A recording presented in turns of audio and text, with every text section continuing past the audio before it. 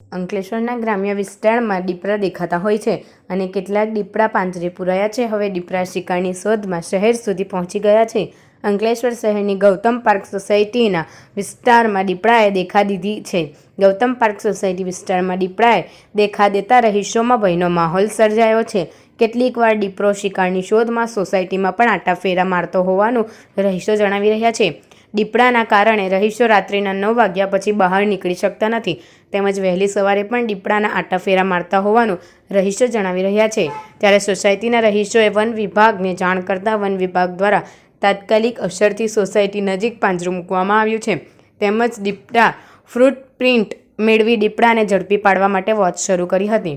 સ્થાનિક રહેવાસી નિકુંજ પટેલ ગૌતમ પાર્ક વિસ્તારમાં 10 થી 15 દિવસથી દીપડો દેખાઈ રહ્યો છે અને વન વિભાગને જાણ કરતાં પાંજરું મૂક્યું છે અને હવે તો સોસાયટીમાં આટાફેરા મારી રહ્યો છે. એકવાર રાત્રિના 9:30 અને વહેલી સવારે નજરે પડ્યો હતો, જેને લઈ લોકો હવે રાત્રિના 9 વાગ્યા પછી બહાર નીકળતા પણ ડરી રહ્યા છે. ત્યારે વન વિભાગ દ્વારા આ અંગે ત્વરિત અસરથી પાંજરા સિવાય પણ કોઈ કાર્યવાહી કરી જલ્દી દીપડો ઝડપી પાડે તેવી સોસાયટીના રહીશોની માંગ છે. હું નિકુંજ ઉત્તમભાઈ પટેલ ગૌતમ પાર્કમાં રહું છું.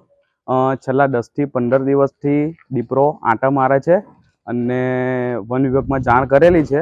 એમણે પાંજરું મૂક્યું છે પણ એનાથી લગભગ કંઈક ફરક પડે એવું લાગતું નથી, કેમ કે હવે તો સોસાયટીમાં પણ આંટા મારતા દેખાયો છે 1-2 વ્યક્તિને અને 9 વાગ્યા પછી લગભગ રાતે કોઈથી બહાર નીકળાતું નથી, કેમ કે શું છે કે 9:30 વાગે લોકો જોયો છે અને વહેલી સવારે બી જોયો છે.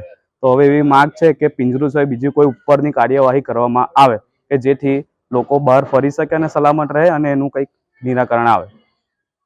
શું નામ છે? હું ભૂમિબેન શેઠ બોલું છું. અમે ગૌતમ પાર્કમાં રહીએ છીએ. અમારા ઘર વિસ્તારની પાછળ લગભગ 10 થી 15 દિવસથી દીપડો દેખાય છે.